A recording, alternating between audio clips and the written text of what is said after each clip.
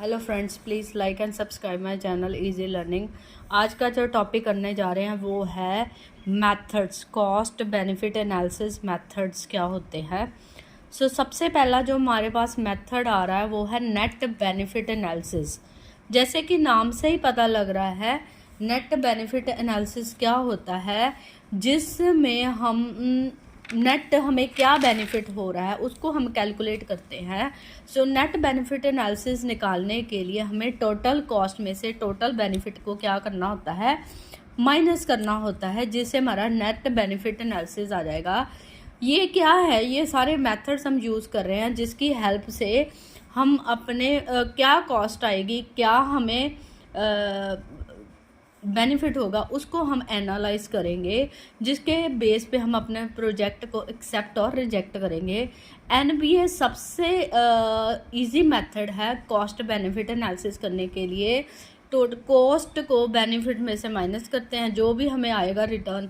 अगर तो मेरी कॉस्ट ज़्यादा है और बेनिफिट कम है तो वो प्रोजेक्ट हम रिजेक्ट कर देंगे। अगर तो मेरी कॉस्ट कम है, बेनिफिट ज़्यादा है, वो हम क्या कर लेंगे, एक्सेप्ट कर लेंगे। Net benefit analysis simple method है कुछ भी आप बेनिफिट एनालिसिस करने के लिए। और हर मेथड के एडवांटेजेस एंड डिसएडवांटेजेस शॉर्ट में मैंने डिस्कस किया। एडवांटेज क्या है, सिंपल है, easy to calculate, subtraction use करनी है, ईजी टू प्रेजेंट है, ईजी टू इंटरप्रेट है।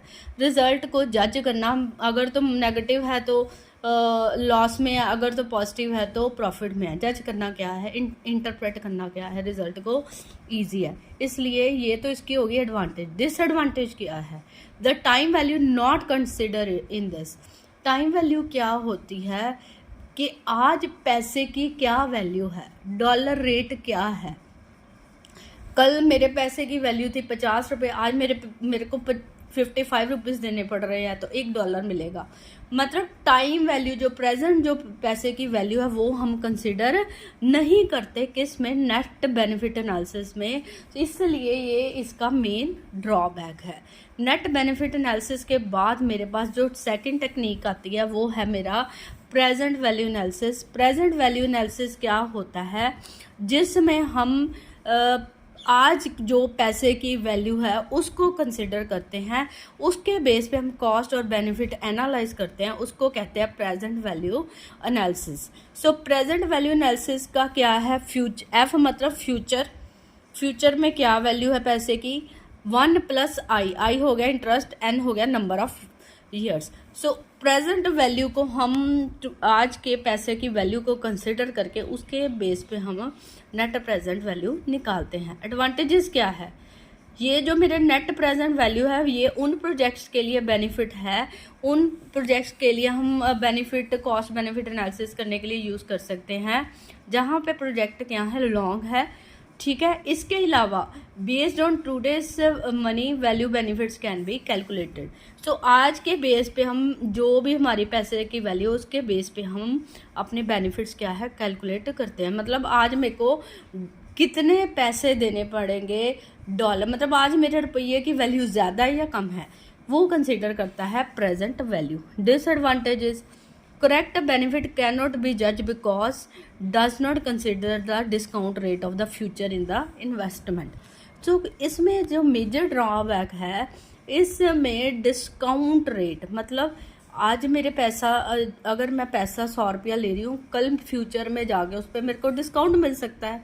जो मैंने इन्वेस्टमेंट किया उसमें रेट क्या होता है, डिस्काउंट रेट जो होते हैं हमारे फ्लक्चुएट होते रहते हैं। आज अगर मेरे को डिस्काउंट 3 रुपये मिल रहा है, कल को मेरे को 5 भी मिल सकता है।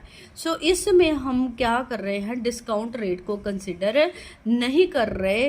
ये प्रेजेंट वैल्यू सिर्फ आज की वैल्यू देखता है, कल की जो आने वाली फ्यूचर में डिस्काउंट को कंसिडर नहीं करता। ये किसका ड्रॉबैक है, प्रेजेंट वैल्यू एनालिसिस का। नेक्स्ट आ जाएगा नेट प्रेजेंट वैल्यू। नेट मतलब होता है टोटल। जब हम नेट बेनिफिट एनालिसिस या नेट प्रेजेंट वैल्यू दोनों सेम होते हैं। फ़र्क क्या है, जो हमारा नेट प्रेजेंट वैल्यू उसको हम परसेंटेज में क्या करते हैं, एक्सप्रेस करते हैं। जब भी हमें आंसर हमें किस में चाहिए होगा, परसेंटेज में चाहिए होगा, तो नेट प्रेजेंट वैल्यू का मेथड हम यूज़ करेंगे। नेट प्रेजेंट वैल्यू का फार्मूला क्या है? Net gain from discount total investment और है इसका मतलब, और डिस्काउंट कॉस्ट। ठीक है, तो इसमें आज जो पैसे की वैल्यू है उसके बेस पे हम कंसिडर करके अपना नेट प्रेजेंट वैल्यू निकालेंगे, NPV। सो इसमें हम डिस्काउंट्स को कंसिडर करते हैं, डिस्काउंटेड कॉस्ट और डिस्काउंटेड बेनिफिट की बात करते हैं नेट प्रेजेंट वैल्यू को कैलकुलेट करने के लिए। इसके सबसे पहले एडवांटेजेस क्या है? ये इजी टू कैलकुलेट है। ठीक है, नेक्स्ट क्या है? टाइम वैल्यू को क्या कर रहा है? कंसिडर कर रहा है। सो इजी अभी टाइम वैल्यू को डिस्कस किया है। डिसएडवांटेज क्या है?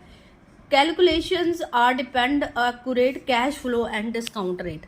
मैंने अभी बताया कि अगर डिस्काउंट गेन और डिस्काउंट कॉस्ट की बात आए तो हम कौन सा फार्मूला यूज़ करते हैं? Net present value. सो कहता है कि हमारे पास जो हमारे डिस्काउंट्स हैं या डिस्काउंटेड कॉस्ट है वो एक्यूरेटली आनी चाहिए, तभी हम क्या कर पाएंगे? नेट प्रेजेंट वैल्यू एक्यूरेटली निकाल पाएंगे। तो दूसरी बात, ये जो लॉन्ग प्रोजेक्ट होते हैं उनके लिए गुड होता है कौन सा formula? Net present value use करना। सो ये तो हमारे 3 मेथड हुए। उसके बाद जो नेक्स्ट मेथड आता है हमारा पे बैक पीरियड मेथड।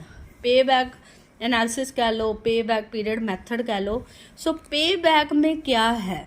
पे बैक में जैसे नाम से ही पता लग रहा है कि आज मैंने पैसे इन्वेस्ट किए हैं 500 रुपया, सो कितनी देर में वो मेरा 500 कवर हो जाएगा और मेरे को 500 के बाद 510 रुपये जो आने शुरू हो जाएंगे। सो 500 के बाद जो मेरे को 10 रुपये आएंगे वो मेरा क्या हो जाएगा? मेरा बेनिफिट हो जाएगा। सो पे बैक पीरियड में हम देखते हैं कि इनिशियल इन्वेस्टमेंट करने के बाद कितनी देर के बाद मेरे को जो है कैश बैक, मेरे को बेनिफिट आना क्या हो जाता है? शुरू हो जाता है। जितना जल्दी मेरे को कैश बैक आएगा उतना ही मेरा को क्या होगा? बेनिफिट ज़्यादा होगा। जितना लॉन्ग मेरे को पे बैक पीरियड होगा उतना ही लॉन्ग मेरे को देर लगेगी मेरे को बेनिफिट आने में। सो वो मेरा हो जाता है पे बैक एनालिसिस या पे बैक पीरियड मेथड। सो PBA को कैलकुलेट करने का फार्मूला क्या है? ओवरऑल कॉस्ट, ठीक है, और divided by annual cash return. ठीक है, सो इसकी जो मेन एडवांटेजेस क्या है? इजी टू कैलकुलेट है, इजी टू इंटरप्रेट है। ठीक है, इसमें भी टाइम वैल्यू हम कंसिडर करते हैं पे बैक पीरियड में। बट इसकी डिसएडवांटेज क्या है? डिसएडवांटेज ये है कि मैं सोचती हूँ कि 500 मैंने जो था मेरा रिटर्न आ गया, मतलब इसमें क्या है कि कब मेरे को मेरी इनिशियल इन्वेस्टमेंट आनी शुरू हो गई है, जो मैंने इन्वेस्ट किया था वो उसको कंसिडर करता है, उसके बियॉन्ड जो मेरे को पीरियड है उसको कंसिडर नहीं। मतलब 500 मेरा 5 साल में कवर हो जाएगा सपोज, उसको कंसिडर करता है। उसके बाद का पीरियड जो होगा वो मेरे को बेनिफिट ही होगा, वो चीज़ वो कंसिडर नहीं करता किसमें? पे बैक एनालिसिस में। So it does not consider profit beyond the pay back. मतलब जब मेरा 500 कवर हो गया 5 साल में, उस मतलब वो यही देखता है कि कब मेरा जो रिटर्न है मेरे को आ जाएगा, उसके बाद के पीरियड को कैलकुलेशंस में कंसिडर नहीं करता। सो ये टाइम वैल्यू भी कंसिडर नहीं करता। ये इसकी डिसएडवांटेजेस है। नेक्स्ट आ जाएगा break even analysis. Break even analysis वो पॉइंट होता है हमारे, हम ग्राफिकली भी अगर करें, ये देखो ब्रेक इवन, यहाँ पे मेरा प्रॉफिट एंड लॉस जो है सेम जगह पे होता है। इसको हम ब्रेक इवन एनालिसिस कहते हैं। हमें वो पॉइंट ढूंढना है जहाँ पे मेरी कॉस्ट और बेनिफिट दोनों एक ही जगह पे आ जाते हैं, ना मैं लॉस में होती हूँ ना मैं प्रॉफिट में। 500 मैंने लगाया था, 500 पे मैं पहुंच गई हूँ। सो 500 मतलब ना मैं लॉस में हूँ ना मैं बेनिफिट में हूँ, जो मैंने लगाया था वो मेरे को मिल गया।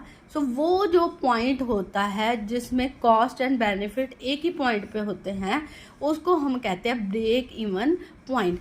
इसके ऊपर जब जाएंगे जो भी होगा वो हमारा फ़ायदा होगा, इसके नीचे जो आएंगे वो हमारा क्या होगा? लॉस होगा।